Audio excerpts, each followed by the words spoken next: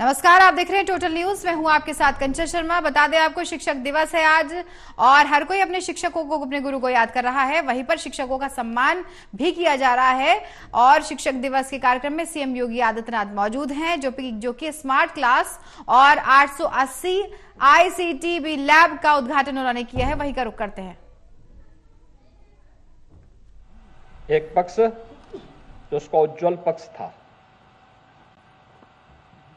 जीवन के प्रत्येक क्षेत्र में वर्तमान पीढ़ी का मार्गदर्शन करते हुए, राष्ट्र की नींव को सुदृढ़ करते हुए एक राष्ट्र निर्माता के रूप में अपनी भूमिका का निर्वहन करने वाला पक्ष एक उज्जवल पक्ष है।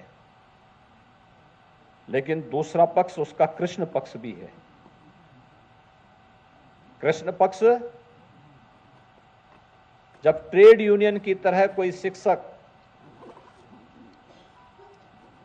विद्यालय कार्यों से विरत होकर के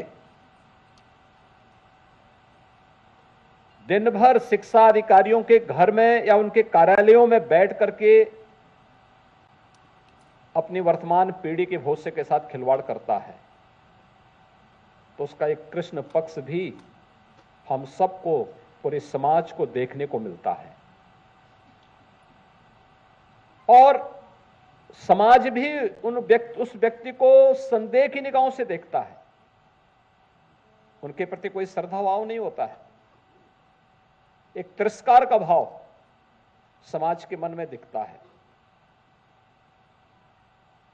यह उसका एक उज्जवल पक्ष है, एक कृष्ण पक्ष है। इन दोनों को ध्यान में रख करके शिक्षा जगत की वर्तमान समस्याओं को समाधान की तरफ बढ़ाने का कार्य हम सबको करना होगा।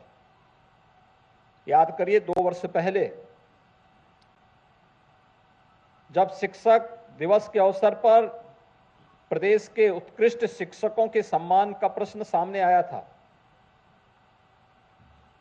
तो मैंने वो कार्यक्रम कैंसिल करवा दिया था। क्योंकि जब सूची मैंने देखी तो उसमें ऐसे ऐसे चेहरे थे जिन्होंने कभी स्कूल में पढ़ाया ही नहीं होगा, जो कभी जाते ही नहीं थे। तो मैंने कहा, भाई इन लोगों का नाम क्यों दे, इनको तो मैं रोज देखता हूं घूमते हुए, स्कूल कभी जाते नहीं है, ये नींव को सुदृढ़ नहीं कर रहे हैं, नींव को खोखला करने वाले लोग हैं, इनका नाम कैसे आ गया।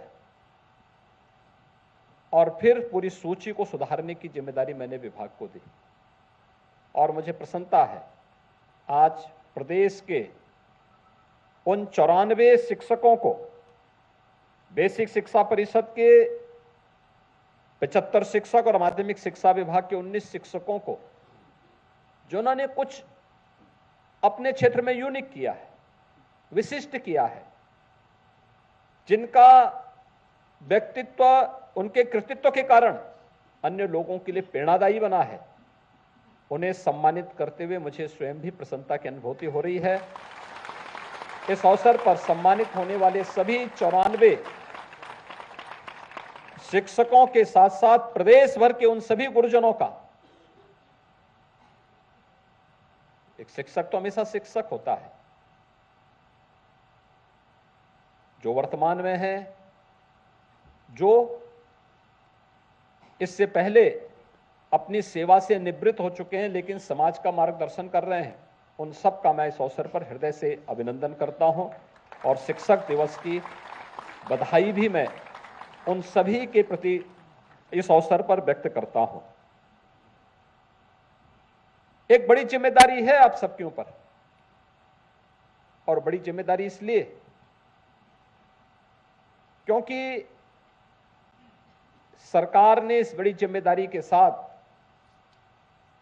समाज के एक निर्माता के रूप में, राष्ट्र के एक निर्माता के रूप में आप सबकी भूमिका को आगे बढ़ाने और उससे वर्तमान पीढ़ी को प्रेरित करने की एक बड़ी जिम्मेदारी आपको दी है। एक बड़ी जिम्मेदारी है आपके पास। अगर हम समय के अनुरूप नहीं चलेंगे तो फिर समय हम सबको पीछे धकेल देगा,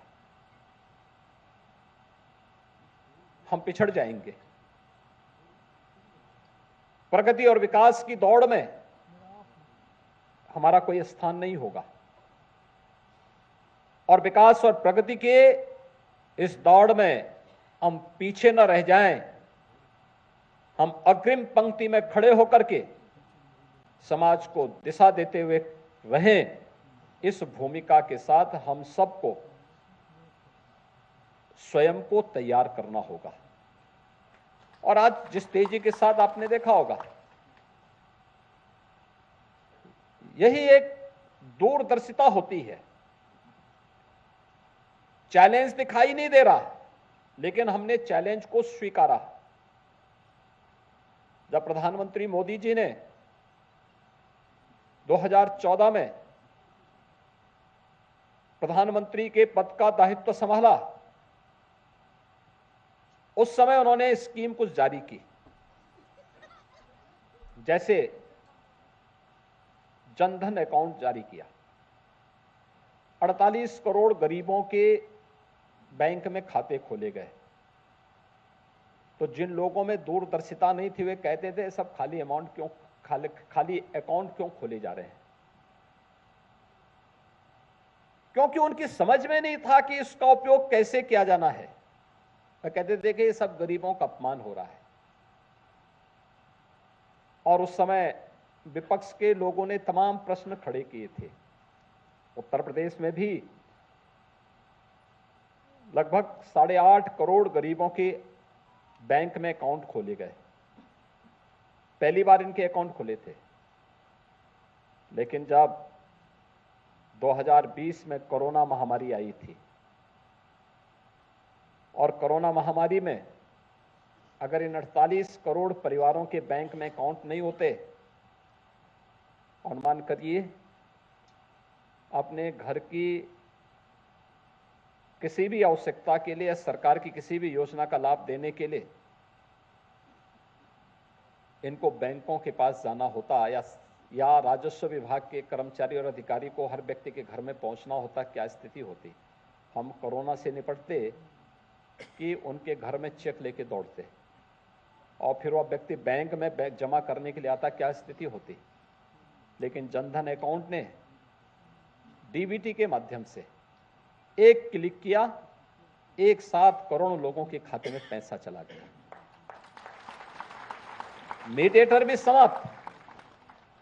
जो बीच के दलाल हुआ करते थे, उनकी दुकानें बंद हो गई, लेकिन एक गरीब को योजना का पूरा लाभ मिलता हुआ दिखाई दिया। और केवल उसी स्तर पर नहीं, हर स्तर पर हम देखते थे। खासतौर पर निराश्रित महिलाओं के मुद्दों को लेकर के, वृद्धजनों के पेंशन के मुद्दे को लेकर के हम देखते थे। 300 रुपया महीना पेंशन मिलता था, 6 महीने का पेंशन एक साथ जाता था, तो उसमें से बाबू अपना शेयर मांगता था, क्योंकि चेक देना है 1800 रुपये का चेक, उसमें से 500 रुपये का घूस दो। आज तो कोई घूस नहीं मांग सकता, क्योंकि पैसा उनके हाथ से दूर जा चुका है। अब पैसा यहां से एक क्लिक किया जाता है, एक साथ 1 करोड़ परिवारों के खाते में पैसा चला जाता है, और धनराशि भी बढ़ी है। डिजिटल पेमेंट के साथ सबको जोड़ा गया। डीबीटी के माध्यम से धनराशि का अंतरण उनके अकाउंट में होना शुरू हुआ। दूरदर्शिता नहीं होती तो कोरोना से हम बाद में लड़ते, पहले तो बैंकों में मारपीट होती। और इसमें राहत कार्य की बात तो दूर, हम किसी को कुछ नहीं दे पाते। अनेक स्कीम चलाई गई। युवाओं के लिए प्रधानमंत्री मुद्रा की योजना चलाई गई, पीएम स्टार्टअप की योजना चलाई गई, महिला और दलित उद्यमियों के लिए भी पीएम स्टैंड अप की योजना प्रारंभ की गई। अनेक कार्यक्रम इस रूप में चले। आज के दिन पर 2 करोड़ 61 लाख किसान हैं जो प्रधानमंत्री किसान सम्मान निधि का लाभ प्राप्त कर रहे हैं, और डीबीटी के माध्यम से प्रधानमंत्री जी हर तीसरे महीने,